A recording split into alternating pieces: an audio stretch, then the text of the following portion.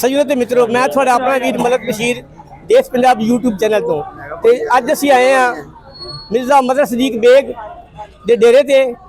ਉਹਨਾਂ ਦੇ ਵਾਲਿਦ मोहतरम मिर्ज़ा मोहम्मद सदीक बेग मरहूम साहब ने एक काम शुरू किया सी कि गरीबों नाल हमदर्दी ते गरीबों नाल प्यार। तो उन्होंने बारे मशहूर है कि उन्होंने दस्तरखान भी बड़ा वसी सी ते दिल भी बड़ा वसी सी।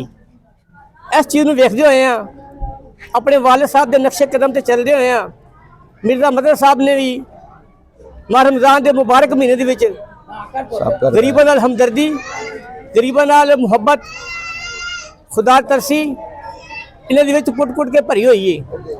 तो अज असी मिर्ज़ा साहब और गल करांगे कि मिर्ज़ा मदर सदीक बेग साहब ये दसो कि तुसीं ये काम कदों तो शुरू किया होया? बिस्मिल्लाह रहमान मलक साहब, बहुत शुक्रिया तुहाडा जनाब, तुसीं इस मौके ते आए हो। मकसद गल करन दा है कि सब तो पहले हुंदी अल्लाह दी रहमत, उस तो बाद हुंदा जी नबी पाक सल्लल्लाहु अलैहि वसल्लम दा फजल करम, उस तो बाद मेरी माँ बाप की दुआ। जो भी निज़ाम है ना जी, ये सारा मेरी माँ बाप की दुआ ना, क्योंकि उस तो बगैर कोई चीज़ नहीं। जरा कि माँ प्यो राजी है, सबको राजी। अज तो तकरीबन 35 तो 40 साल पहले मेरे काम मेरे अबू ने शुरू किया सी।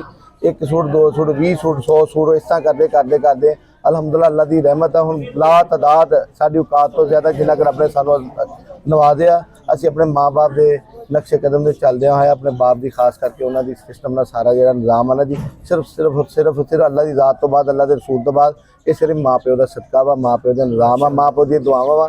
कोई बंदा भी मेरे शर्त ला लवे कि जिन्हां ते माँ प्यो राजी होते अल्लाह की रहमत ना होवे तो मैं बिल्कुल उस देना। लेकिन मेरे ते खास करम आ साडे खानदान ते, साडे निज़ाम ते, साडे सारे मेरे भैन भाई जी ने अलहमदुल्ला अल्लाह की रहमत है सारे ते। सिर्फ इस करके कि जितने माँ प्यो राजी होते सब कुछ राजी है। उन्होंने रवायत को असीं दुआ करते हैं कि अल्लाह पाक जिंदर मेरी ही हाथी आ अल्लाह तक उस तरह तो उस तो बाद मेरे बच्चे आखिरी गल है जी वो इन चीज़ देखते हैं।